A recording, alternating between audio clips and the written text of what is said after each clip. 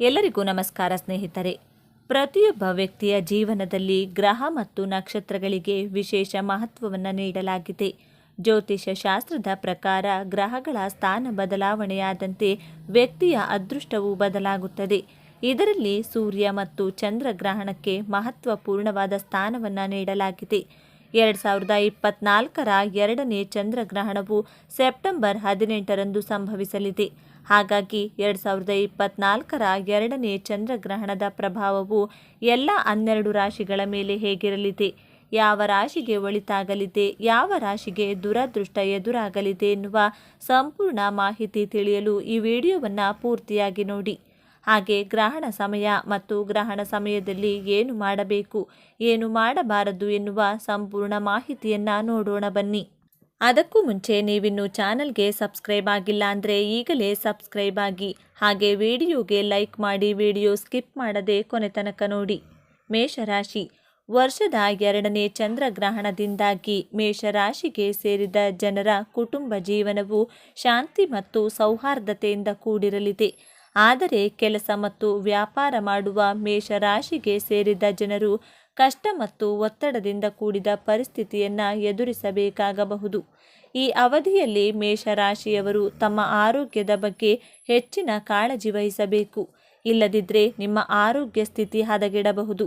ವೃಷಭ ರಾಶಿ. ವೃಷಭ ರಾಶಿಯ 12ನೇ ಮನೆಯಲ್ಲಿ ಚಂದ್ರಗ್ರಹಣ ಸಂಭವಿಸಲಿದೆ. ಹಾಗಾಗಿ ಈ ರಾಶಿಗೆ ಸೇರಿದ ಜನರು ಆರ್ಥಿಕ ವಿಷಯಗಳಿಗೆ ಸಂಬಂಧಿಸಿದಂತೆ ಸಾಕಷ್ಟು ಕಷ್ಟವನ್ನು ಎದುರಿಸಬೇಕಾಗಬಹುದು.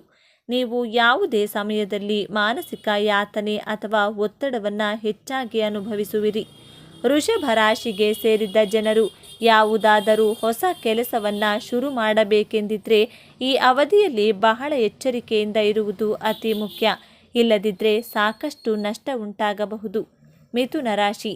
ಮಿಥುನ ರಾಶಿಗೆ ಸೇರಿದ ಜನರಿಗೆ ವರ್ಷದ ಎರಡನೇ ಚಂದ್ರಗ್ರಹಣದಿಂದಾಗಿ ಪರಿಸ್ಥಿತಿ ಸಾಮಾನ್ಯವಾಗಿರುವುದು. ಆದರೆ ನೀವು ನಿಮ್ಮ ಎಚ್ಚರಿಕೆಯಿಂದ ಇರುವುದು ಮತ್ತು ಕೆಲಸದ ಸ್ಥಳದಲ್ಲಿ ಬೇಜಾರತನ ಹೊಂದದೇ ಇರುವುದು ಉತ್ತಮ. ಮಿಥುನ ರಾಶಿಗೆ ಸೇರಿದ ಜನರಿಗೆ ಈ ಸಮಯದಲ್ಲಿ ಉನ್ನತ ಅಧಿಕಾರಿಗಳ ಸಂಪೂರ್ಣ ಬೆಂಬಲ ಲಭಿಸಲಿದೆ. ನೀವು ಅವರೊಂದಿಗೆ ಉತ್ತಮ ಸಂಬಂಧವನ್ನು ಹೊಂದುವುದರಿಂದ ನಿಮಗೆ ಹೆಚ್ಚಿನ ಲಾಭವಾಗಲಿದೆ. ತಂದೆಯ ಆರೋಗ್ಯಕ್ಕೆ ಸಂಬಂಧಿಸಿದಂತೆ ನೀವು ಚಿಂತೆಗೆ ಒಳಗಾಗುವ ಸಾಧ್ಯತೆ ಇದೆ. ಹಾಗಾಗಿ ಕಾಳಜಿ ವಹಿಸಿ. ಕಟಕ ರಾಶಿ. ಕಟಕ ರಾಶಿಗೆ ಸೇರಿದ ಜನರು ಈ ಚಂದ್ರಗ್ರಹಣದ ಸಂದರ್ಭದಲ್ಲಿ ಮಹತ್ವಪೂರ್ಣವಾದ ಕೆಲಸಗಳನ್ನು ಮಾಡುವುದರಲ್ಲಿ ಬೇಜಾರುತನವನ್ನು ತೋರಿಸದೇ ಇರುವುದು ಒಳ್ಳೆಯದು. ಕಟಕ ರಾಶಿಗೆ ಸೇರಿದ ಜನರು ಈ ಸಮಯದಲ್ಲಿ ಪ್ರಗತಿ ಮತ್ತು ಯಶಸ್ಸನ್ನು ಗಳಿಸಲು ಉನ್ನತ ಮತ್ತು ಅನುಭವಿ ವ್ಯಕ್ತಿಗಳ ಸಲಹೆಯನ್ನು ಪಡೆಯುವುದು ಲಾಭದಾಯಕವಾಗಿರಲಿದೆ. ಚಂದ್ರಗ್ರಹಣದ ಸಂದರ್ಭದಲ್ಲಿ ನೀವು ನಿಮ್ಮ ಮಾತು ಮತ್ತು ವ್ಯವಹಾರವನ್ನು ನಿಯಂತ್ರಣದಲ್ಲಿಡುವುದುತ್ತಮ. ಸಿಂಹರಾಶಿ. ವರ್ಷದ ಎರಡನೇ ಚಂದ್ರಗ್ರಹಣದಿಂದಾಗಿ ಸಿಂಹ ರಾಶಿಗೆ ಸೇರಿದ ಜನರು ಅದೃಷ್ಟದ ಸಂಪೂರ್ಣ ಬೆಂಬಲವನ್ನು ಪಡೆಯುವರು. ಈ ಅವಧಿಯಲ್ಲಿ ನಿಮ್ಮ ಜವಾಬ್ದಾರಿಗಳು ಹೆಚ್ಚಾಗಬಹುದು. ಕೆಲಸವನ್ನು ಮಾಡುವ ಸಿಂಹ ರಾಶಿಗೆ ಸೇರಿದ ಜನರು ಈ ಚಂದ್ರಗ್ರಹಣದಿಂದ ಉನ್ನತ ಪದವಿಯನ್ನು ಪಡೆಯುವ ಅವಕಾಶ ಲಭಿಸುವುದು. ವ್ಯಾಪಾರವನ್ನು ಮಾಡುವ ಸಿಂಹ ರಾಶಿಗೆ ಸೇರಿದ ಜನರು ಈ ಅವಧಿಯಲ್ಲಿ ಉತ್ತಮವಾದ ಸ್ಥಾನವನ್ನು ಪಡೆಯುವ ಸಂಭವವಿದೆ. ವೃತ್ತಿ ಜೀವನಕ್ಕೆ ಸಂಬಂಧಿಸಿದಂತೆ ನೀವು ಪ್ರಗತಿಯನ್ನು ಹೊಂದುವ ಯೋಗವಿದೆ. ಸಿಂಹ ರಾಶಿಯವರ ಹಣಕಾಸಿನ ಪರಿಸ್ಥಿತಿ ಈ ಸಮಯದಲ್ಲಿ ಬಲಗೊಳ್ಳಲಿದೆ. ಕನ್ಯಾ ರಾಶಿ. ಸೆಪ್ಟೆಂಬರ್ನಲ್ಲಿ ಸಂಭವಿಸಲಿರುವ ವರ್ಷದ ಎರಡನೇ ಚಂದ್ರಗ್ರಹಣದಿಂದಾಗಿ ಕನ್ಯಾ ರಾಶಿಗೆ ಸೇರಿದ ಜನರು ತಮ್ಮ ಸಂಗಾತಿಯ ಆರೋಗ್ಯದ ಬಗ್ಗೆ ಹೆಚ್ಚಿನ ಚಿಂತೆಗೊಳಗಾಗಬಹುದು. ಈ ಅವಧಿಯಲ್ಲಿ ನೀವು ನಿಮ್ಮ ಸಂಗಾತಿಯೊಂದಿಗೆ ಜಗಳ ಮಾಡುವ ಅಥವಾ ಮನಸ್ತಾಪ ಉಂಟಾಗುವ ಸಾಧ್ಯತೆ ಇದೆ. ಹಾಗಾಗಿ ಧೈರ್ಯದಿಂದ ಇರುವುದೊಳ್ಳೆಯದು. ವರ್ಷದ ಎರಡನೇ ಚಂದ್ರಗ್ರಹಣದ ಸಂದರ್ಭದಲ್ಲಿ ಕನ್ಯಾ ರಾಶಿಗೆ ಸೇರಿದ ಜನರು ಪಾಲುದಾರಿಕೆಯಲ್ಲಿ ಕೆಲಸವನ್ನು ಮಾಡುವುದರಿಂದ ಸಾಕಷ್ಟು ಸಮಸ್ಯೆ ಎದುರಾಗಬಹುದು. ತುಲಾ ರಾಶಿ. ಸೆಪ್ಟೆಂಬರ್ನಲ್ಲಿ ಸಂಭವಿಸಲಿರುವ ವರ್ಷದ ಎರಡನೇ ಚಂದ್ರಗ್ರಹಣದಿಂದಾಗಿ ತುಲಾ ರಾಶಿಗೆ ಸೇರಿದ ಜನರ ಮೇಲೆ ಆರ್ಥಿಕ ವಿಷಯಗಳಿಗೆ ಸಂಬಂಧಿಸಿದಂತೆ ಅನುಕೂಲಕರ ಪರಿಣಾಮಗಳನ್ನು ಬೀರುವ ಸಾಧ್ಯತೆ ಇದೆ.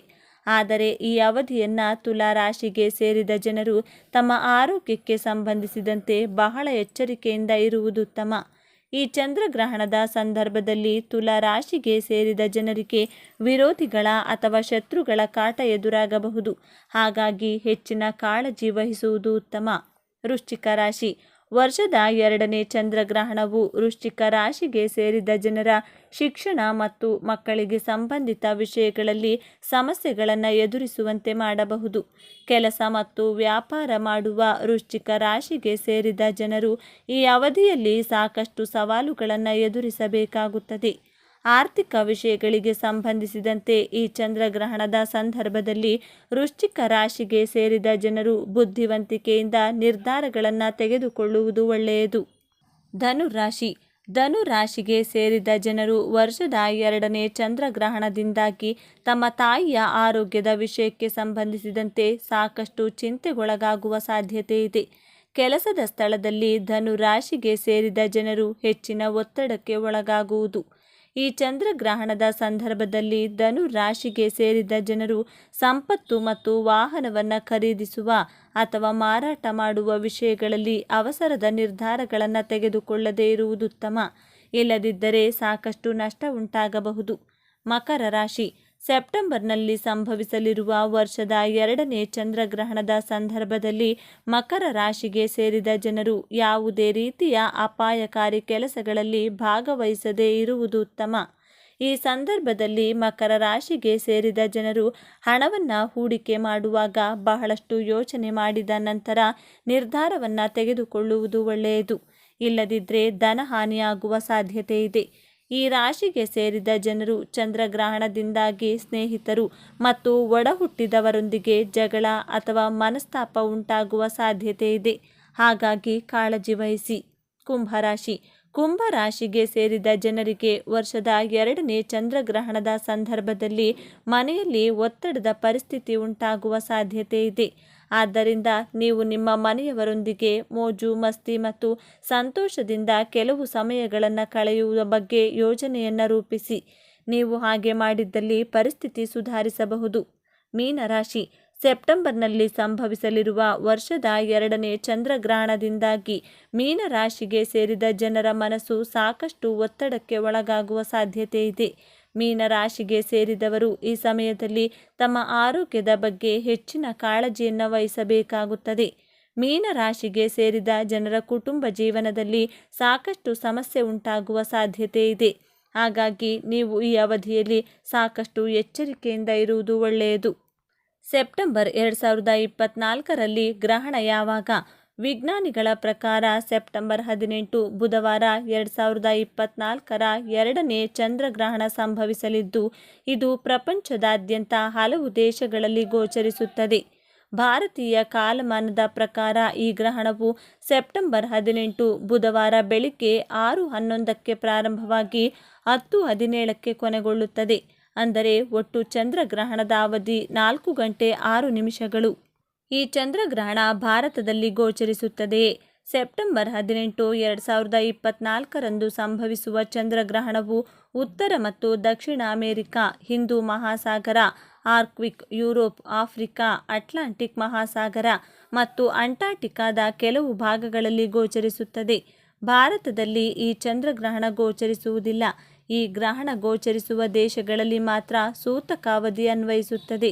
ಇದು ಚಂದ್ರಗ್ರಹಣ ಪ್ರಾರಂಭವಾಗುವ 9 ಗಂಟೆಗಳ ಮೊದಲು ಪ್ರಾರಂಭವಾಗುತ್ತದೆ. ಗ್ರಹಣದ ಸಮಯದಲ್ಲಿ ಈ ಕೆಲಸಗಳನ್ನು ನಿಷೇಧಿಸಲಾಗಿದೆ. ಗ್ರಹಣದ ಸಮಯದಲ್ಲಿ ಪ್ರಯಾಣವನ್ನು ನಿಷೇಧಿಸಲಾಗಿದೆ ಎಂದು ಪರಿಗಣಿಸಲಾಗುತ್ತದೆ. ಅಂತಹ ಪರಿಸ್ಥಿತಿಯಲ್ಲಿ ಚಂದ್ರಗ್ರಹಣದ ಸಮಯದಲ್ಲಿ ಯಾವುದೇ ರೀತಿಯ ಪ್ರಯಾಣವನ್ನು ಮಾಡುವುದನ್ನು ತಪ್ಪಿಸಿ. ಚಂದ್ರಗ್ರಹಣದ ಸೂತಕ ಕಾಲದಲ್ಲಿ ಸಾಧ್ಯವಾದಷ್ಟು ಮನೆಯೊಳಗೆ ಇರಿ. ಅದರಲ್ಲೂ ಗರ್ಭಿಣಿಯರು ಗ್ರಹಣದ ಸಮಯದಲ್ಲಿ ಮನೆಯಿಂದ ಹೊರ ಹೋಗಬಾರದು. ಗ್ರಹಣದ ಮೊದಲು ಮತ್ತು ಗ್ರಹಣ ಮುಗಿದ ನಂತರ ಖಂಡಿತವಾಗಿಯೂ ಸ್ನಾನ ಮಾಡಬೇಕು. ಇದು ಗ್ರಹಣದ ಋಣಾತ್ಮಕ ಪರಿಣಾಮವನ್ನು ಬೀರುವುದಿಲ್ಲ ಎಂದು ನಂಬಿಕೆ ಇದೆ. ಗ್ರಹಣದ ಸೂತಕ ಕಾಲದಲ್ಲಿ ಏನನ್ನು ತಿನ್ನುವುದು ಅಥವಾ ಕುಡಿಯುವುದನ್ನು ತಪ್ಪಿಸಬೇಕು. ಮನೆಯಲ್ಲಿ ಹಾಲು ಉಳಿದಿದ್ದರೆ ಕುಶ ಅಥವಾ ತುಳಸಿ ಎಲೆಗಳನ್ನು ಅದರಲ್ಲಿ ಹಾಕಿಡಬೇಕು. ಗ್ರಹಣ ಕಾಲದಲ್ಲಿ ದೇವರನ್ನು ಮುಟ್ಟಬಾರದು. ಅಂತಹ ಪರಿಸ್ಥಿತಿಯಲ್ಲಿ ಮನೆಯಲ್ಲಿ ಪೂಜಾ ಕೋಣೆ ಇದ್ದರೆ ಅದನ್ನು ಗ್ರಹಣದ ಮೊದಲು ಶುದ್ಧವಾದ ಬಟ್ಟೆಯಿಂದ ಮುಚ್ಚಬೇಕು. ದೇವಾಲಯಗಳಲ್ಲಿಯೂ ಈ ಸಮಯದಲ್ಲಿ ಬಾಗಿಲನ್ನು ಮುಚ್ಚಲಾಗುತ್ತದೆ. ಮನೆಯಲ್ಲಿ ತಯಾರಿಸಿದ ಆಹಾರವನ್ನು ಗ್ರಹಣಕ್ಕೆ ಮೊದಲು ಬಿಟ್ಟರೆ ಗ್ರಹಣದ ಕೊನೆಯಲ್ಲಿ ಅದನ್ನು ತಿನ್ನಬಾರದು. ಗ್ರಹಣ ಮುಗಿದ ನಂತರ ಹೊಸ ಆಹಾರವನ್ನು ಬೇಯಿಸಬೇಕು. ಸ್ನೇಹಿತರೆ, ಈ ಮಾಹಿತಿ ನಿಮಗೆ ಇಷ್ಟವಾಗಿದ್ದಲ್ಲಿ ದಯವಿಟ್ಟು ಶೇರ್ ಮಾಡಿ, ಲೈಕ್ ಮಾಡಿ ಮತ್ತು ನಮ್ಮ ಚಾನಲ್ಗೆ ಸಬ್ಸ್ಕ್ರೈಬ್ ಆಗಿ. ಎಲ್ಲರೂ ಭಕ್ತಿಯಿಂದ ಓಂ ಶ್ರೀ ಶನೇಶ್ವರ ನಮಃ ಅಂತ ಕಮೆಂಟ್ ಮಾಡಿ.